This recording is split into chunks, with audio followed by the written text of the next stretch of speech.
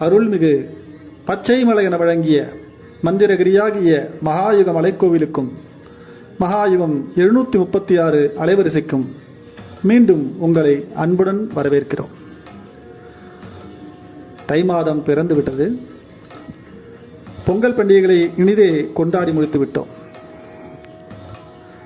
பொங்கல் பண்டிகை என்றால் அனைவருக்கும், சாமானிய மக்களுக்கும் நினைவில் வரக்கூடியது கரும்பு. இன்னும் சற்று விவரம் தெரிந்தவர்கள் சொல்லுவார்கள், இது தமிழர்களுக்கான பாரம்பரியமான பண்டிகை என்று. இன்னும் ஆழ யோசித்து பார்ப்பவர்களுக்கு தெரியும், உலகமெல்லாம் உண்ணுவதற்காக உணவினை விளைவித்து தரக்கூடிய, தானியங்களை வர்ஷித்து தரக்கூடிய விவசாய பெருங்குடி மக்களுக்கான பெரும் திருவிழா நாள் அது. இன்னும் சற்று ஆழமாக யோசித்தால், தமிழர் எனப்படுவோரும் உலகம் முழுவதும் உணவு தேவையை நிறைவு செய்யக்கூடியவர்களாகிய விவசாய பெருங்குடிகள் விவசாயம் என்னும் பெருங்கலை சிறப்பாக நடைபெறுவதற்கு எந்த தெய்வத்தை நம்பியிருந்தார்கள்? சகல லோகங்களுக்கும் ஒளி பரவக்கூடிய சூரிய நாராயணனையே அவர்கள் முதன்மை தெய்வமாக முதலில் போற்றுகிறார்கள். தாங்கள் பாடுபட்டு விளைவித்த அந்த தானியங்களை தாங்கள் உபயோகிக்கும் முன்பதாக மக்களுக்கு விநியோகிக்கும் முன்பதாக அவை விளைவதற்கு காரணகர்த்தனாய் விளங்கிய சூரிய தேவனை வணக்க வழிபாடு செய்யக்கூடியதாக பொங்கல் பண்டிகை அமைகின்றது. பொங்கலே முடிந்துவிட்டது, இப்போது போய் அதை பற்றி விவரங்கள் எல்லாம் பேசிக் கொண்டிருக்கிறீர்களே என்று நீங்கள் கேட்கலாம்.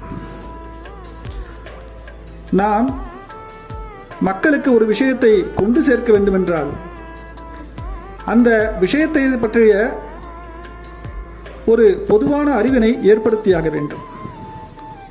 ஒரு சின்னஞ்சிறு குழந்தையை நாம் எடுத்த உடனேயே நாம் நினைப்பது போல் ஒரு மருத்துவராகவோ வக்கீல் தொழில் செய்பவராகவோ மாற்றிவிடுவதில்லை. ஆரம்ப பள்ளிக்கூடம் என்று ஒன்று இருக்கின்றது. எங்கள் தந்தையார்கள் படித்த காலகட்டங்களிலே பள்ளிக்கூடங்களே பெருமளவு இல்லாத பொழுது வீட்டு பெரியவர்கள் சொல்லிக் கொடுத்த சிற்சில பாடல்களை கொண்டு அவர்கள் தங்களுடைய கல்வியினை தொடங்கியிருப்பார்கள். பின்னாளில் எங்களுடைய காலங்களிலே மழலையர் பள்ளி என்று சொல்லக்கூடிய, பேபி கிளாஸ் என்று சொல்லக்கூடிய ஒரு பழக்கம் இருந்தது. இன்னும் சில வறுமைப்பட்ட ஏழை மக்களுக்காக பால்வாட்டிகா என்று சொல்லக்கூடிய பள்ளிகளும் இருந்தன. என்னையா நீங்கள் கோவிலில் இருந்து நேஸ்ட்ராலஜிக்கல் நோட்ஸுக்கு எல்லாம் செல்லுகிறீர்கள் என்று கேட்கலாம். எப்பொழுதுமே பழைய நினைவுகள் சுகமானவை தானே. நாம் கூறுவரும் கருத்துக்களை தொடர்ந்து பின்பற்றுங்கள். பின்னால் இப்போது படிக்கக்கூடிய குழந்தைகளுக்கெல்லாம் மெட்ரிகுலேஷன் கல்வி முறை என்று சொல்கிறார்கள், சிபிஎஸ்சி என்கிறார்கள், ஸ்டேட் போர்டு என்கிறார்கள். நான் ஆழ படித்தவன் இல்லை என்பதன் காரணத்தினால எனக்கு பொதுவாக தெரிந்த விஷயங்களை சொல்லுகிறேன். ஆனால் ஒரு சிறு குழந்தை இன்று ப்ரீகேஜி என்று சொல்லக்கூடிய ஒரு துவக்க கால மழலையர் பள்ளியிலே செல்கின்றது. அப்புறம் எல்கேஜி, யூகேஜி, முதல் வகுப்பு, அப்படியே வளர்ந்து செல்கின்றது.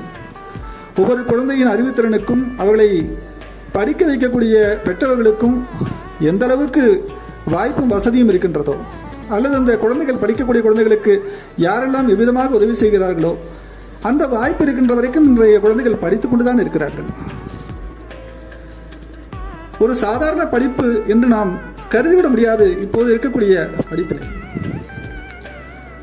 கல்வி ஆரம்பத்தில் எப்படி இருந்தது என்றால், ஒரு மனிதனுடைய வாழ்க்கையை நகர்த்தி செல்வதற்கான அடிப்படையான விஷயங்களை கற்றுக்கொள்வதாகத்தான் கல்வி இருந்திருக்க வேண்டும்.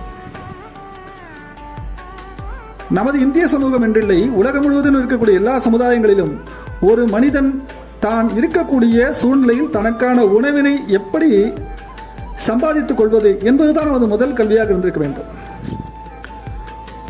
ஒரு மீனவன் தன் குழந்தைக்கு நீச்சலையும் மீன்பிடிக்கவும் மட்டும்தானே முதலில் கற்றுக் கொடுக்க வேண்டும்.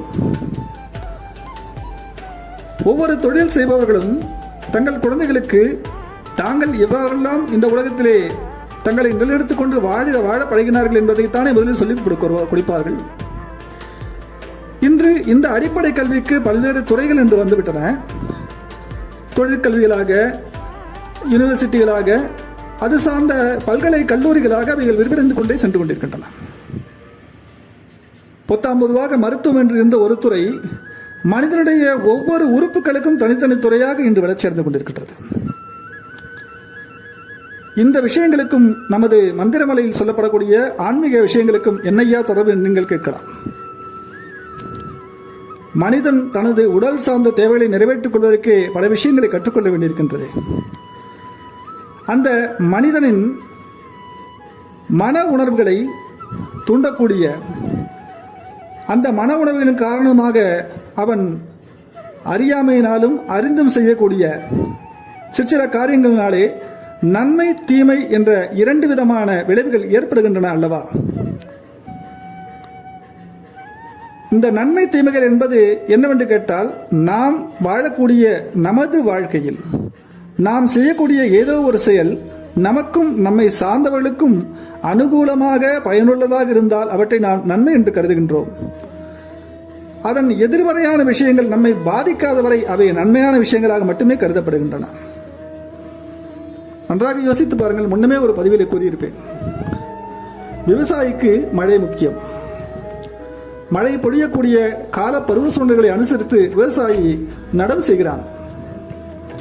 ஆனால் கொய்யவனோ அவ்வளவாக மழையை எதிர்பார்ப்பதில்லை. தான் செய்த மட்பாண்டங்களை காய வைக்க வேண்டும் என்றால் கடுமையான சூரிய வெளிச்சம் அவனுக்கு தேவைப்படுகின்றது.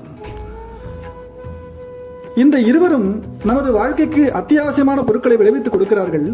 ஆனால் இவர்கள் இருவருக்குமான இயற்கை சூழ்நிலையின் தேவையும் வேறு விதமாக இருக்கின்றது. ஒரு சாதாரண மனித வாழ்க்கைக்கு இவ்வாறாக இருக்கிறது என்றால் மனிதன் நன்மை தீமைகளை எவ்வாறு கணக்கிட்டுக் கொள்வான்? நன்மை தீமைகள் தன்னையும் தன்னை சார்ந்த சமூகத்திற்கு மட்டும் சரியானதாக இருக்கும் என்று ஒரு மனிதன் கணக்கிட்டுக் கொண்டால் அது ஒரு தனி கலாச்சாரமாக சில இனக்குழுக்களின் பழக்கங்களாக பரிணமிப்பதை வரலாற்றிலே பார்க்க முடிகின்றது. நான் இப்போது பேசக்கூடிய விஷயங்கள் சாதாரண மொழிநடையில் இல்லாமல் சற்று பழைய தமிழ்நடையில் இருக்கின்றதாக சில அன்பு குழந்தைகள், சகோதரர்கள், தம்பிகள் கூறுகிறார்கள் நம்மிடம். என்ன செய்வது? அன்னையின் திருவிழாக்களை எண்ணி பேசுகின்ற பொழுது இந்த வாக்கியம் தான் எனக்கு கிடைக்கின்றது. நீங்கள் சற்றே பொறுமையாக கேட்டு புரிந்து கொள்ள முயற்சி செய்யுங்கள். எப்பொழுதுமே நாம் செய்யக்கூடிய எந்த ஒரு செயலும் நமக்கு நன்மையானதாக இருந்தால் மட்டுமே அது நல்லது என்றும், பிறருக்கு அது வேறு விதமான தவறான விளைவுகளை ஏற்படுத்திவிட்டால் அதை பற்றி நாம் சிறிதும் கவலைப்படாமல் அலட்சியமாக இருப்பதும் ஆகிய போக்கு இப்பொழுது அதிகரித்து வருகின்றது. அப்படியானால் நன்மை தீமைக்கென்று ஒரு வரையறை இருந்தால் தானே இந்த சமுதாயத்திலே ஒற்றுமை இருக்க முடியும். உங்களுக்கு நன்றாக புரிகின்றதா? உங்கள் வீட்டிலிருந்து கழிவுநீர் பாதையில் இருக்கக்கூடிய அந்த அடைப்பானதை நீங்கள் சரி செய்து உங்கள் பக்கத்து வீட்டுக்கு திருப்பி விட்டீர்கள் என்றால் உங்கள் பக்கத்து வீட்டுக்காரனுக்கும் உங்களுக்கும் பகையெல்லாம் உண்டாகிவிடும். நீங்கள் உங்கள் வீட்டிலே செய்யக்கூடிய பலகாரங்களை ஒருவருக்கொருவர் பரிமாறுகின்ற போது அன்பு பரிமாற்றம் நிகழ்கின்றது. ஆனால் அதே விஷயத்தில் நீங்கள் ஒரு குப்பையை பக்கத்து வீட்டிலே போட்டால் கூட அவனோட பகை தோன்றி விடுகின்றது அல்லவா? அப்படி என்றால் நாம் எல்லோரும் என்ன நினைக்கிறோம்? நாம் செய்வதுதான் சரி என்று இன்றைய மனிதன் கருதுகின்ற பொழுது அவரவருக்கு அவரவர் செய்வதுதான் சரி என்றது ஒரு தனி நியாயமாக மாறிவிடுகின்றது. முந்தைய பதிவில் நாம் சொல்லி வந்த அகங்காரத்தின் வினோதமான போக்குதான் அது. நான் செய்வது சரி, நான் செய்வது மட்டுமே சரி, நான் செய்வதுதான் நன்மை புண்ணியம் என்று ஒரு மனிதன் சொல்ல துவங்குகிறான் என்று வைத்துக் கொள்வோம். அவனை ஆதரிப்பதற்காக ஒரு கூட்டம் இருக்கின்றது என்று வைத்துக் கொள்வோம். உண்மையிலேயே அவன் செய்யக்கூடிய காரியம் நன்மையா தீமையா என்பதை இவ்வாறு அனுமானிப்பது, அதை எதிர்க்கக்கூடிய வேறு ஒரு குழு இருக்கலாம். அவர்களுக்கு அது சரியில்லை, நாங்கள் செய்வதுதான் சரி என்று அவர்கள் பேசிக்கொள்வார்கள். இன்றளவும் இந்த கருத்து முதலில் இருந்து கொண்டே இருக்கின்றன.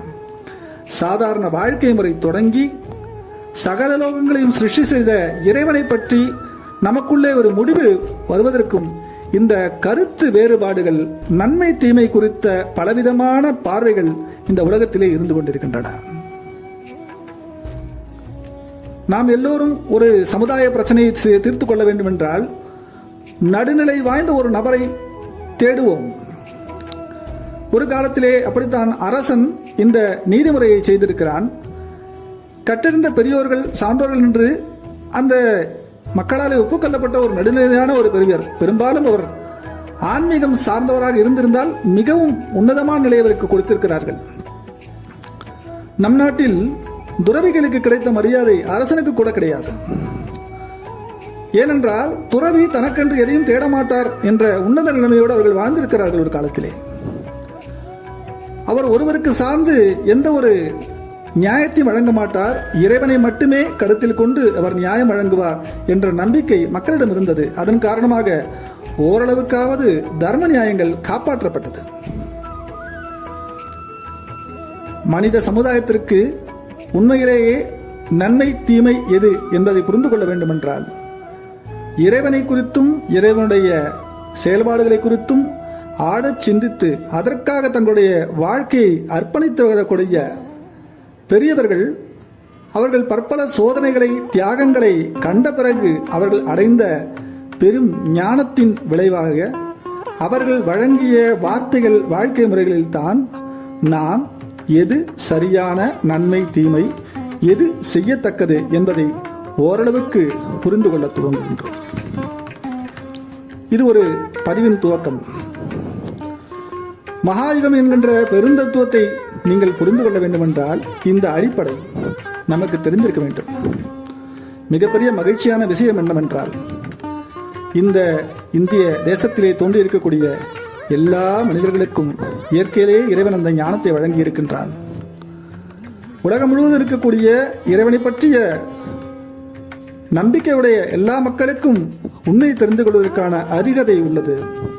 ஆனால் அவர்கள் தங்களுடைய போக்கிலே ஒரு ஒழுக்கத்தை கொண்டு வந்தால் மட்டும்தான் சரியான பாதையிலே தங்கள் இலக்கினை அடைய முடியும். இந்த சிந்தனையோடு மீண்டும் அடுத்த பதிவிலே உங்களை சந்திக்கிறோம். நன்றி, வணக்கம். ஓம் காளி, ஜெய் காளி.